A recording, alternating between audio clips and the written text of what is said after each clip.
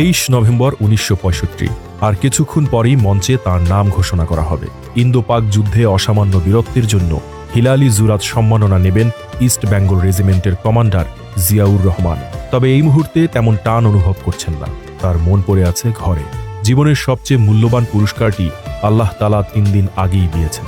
স্ত্রীর কোল আলো করে এসেছে এক ফুটফুটে পুত্র সন্তান। আগেই ঠিক করে রেখেছিলেন ছেলে হলে নাম রাখবেন তারেক।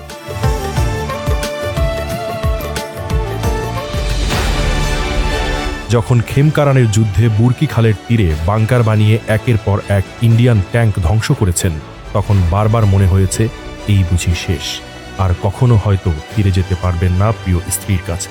তখন বারবার আল্লাহর কাছে বলেছেন, খোদা, আমার সন্তানকেও তুমি দেশের জন্য কবুল করো।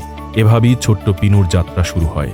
পরিবারের সাধারণ জীবন থেকে ৭১-এর বিদ্রোহ ঘোষণা, বন্দি জীবনের নিপীড়ন এবং ৭৫ পরবর্তী সময়ের দেশের হাল ধরা সবকিছুর প্রত্যক্ষদর্শী ছিলেন শৈশব থেকে কৈশোরে পদার্পণ করা তারেক রহমান।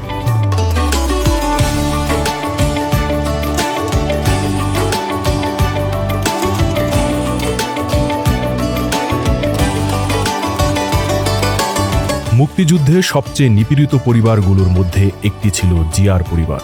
স্বাধীনতা ঘোষণায় হতবিহ্বল পাকিস্তান আর্মির কাছে তিনি ছিলেন মোস্ট ওয়ান্টেড। তিনি রণাঙ্গনে চলে গেলে বেগম জিয়া 2 শিশুপুত্রকে নিয়ে আত্মগোপনে চলে যান। মে মাসে প্রথমে আশ্রয় নেন ঢাকার বোনের বাসায়। এরপর শুরু হয় এক আশ্রয় থেকে অন্য আশ্রয়ে ছোটাছুটি।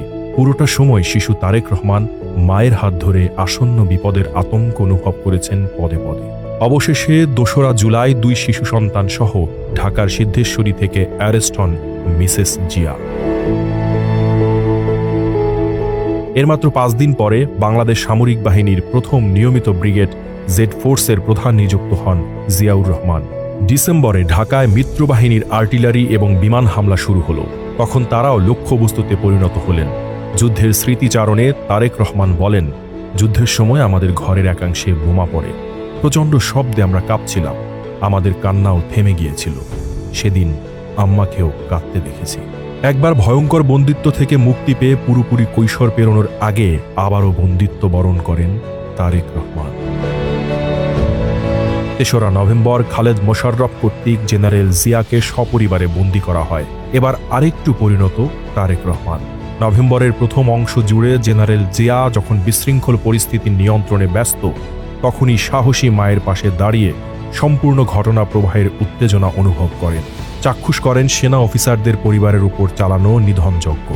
এভাবে সাধারণ মেজর থেকে মার্শাল ল অ্যাডমিনিস্ট্রেটর পেরিয়ে দেশের প্রেসিডেন্ট হলেন জিয়াউর রহমান।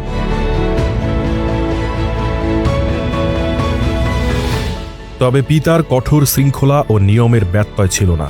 তাই তারেক রহমানের চরিত্রে পিতার সেই দৃঢ়তা বিদ্যমান।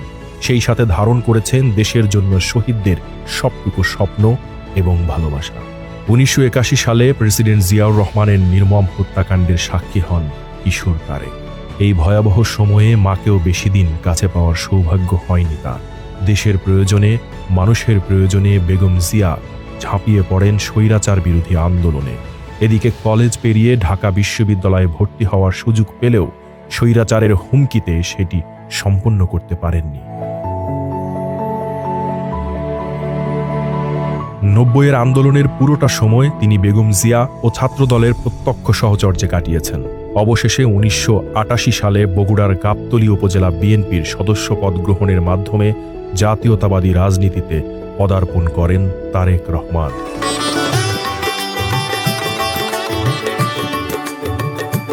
তৃণমূল, বিএনপি এবং ছাত্রদলকে দীক্ষিত ও শক্তিশালী করার প্রচেষ্টায় তিনি ব্যাপক গণসংযোগ করেন। এ সময় তার জনপ্রিয়তায় ঈর্ষান্বিত হয়ে দেশবিরোধী অপশক্তিরা তার বিরুদ্ধে একের পর এক অপপ্রচারে লিপ্ত হয়। বহুমুখী ষড়যন্ত্রের কারণে দেশে অন্ধকার যুগের সূচনা হয়, আর এর সবচেয়ে বড় ভুক্তভোগী হন তারেক রহমান। শুরু হয় তার জীবনের তৃতীয় বন্দিদশা এবং ভয়ঙ্কর নির্যাতনের অধ্যায়।